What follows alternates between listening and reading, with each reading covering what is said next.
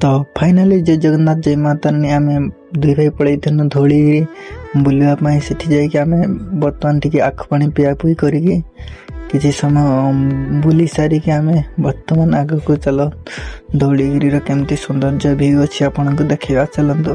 Finally भाई मैंने आम धौलगिरी पहुँचला आम आसलु दुकान को फास्ट मेन गेट रे दुकान गोटे अच्छी से नड़िया कतार बाया बसा कर दुकान टी अति सुंदर बढ़िया लगुच देखापी तार व्यू भी भल अच्छी।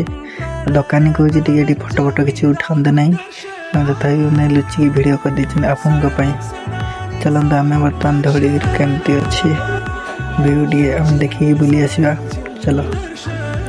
धौलगिरी बहुत ब्यूटीफुल व्यू अच्छी देखु।